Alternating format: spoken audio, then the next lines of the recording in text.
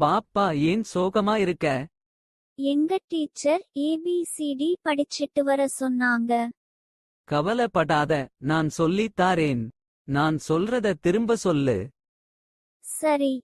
A A B B C C D D E E F F G G H H I I J J K K L L M M N N O O P P Q Q R R S S T T U U V V W W X X Y Y Z Z.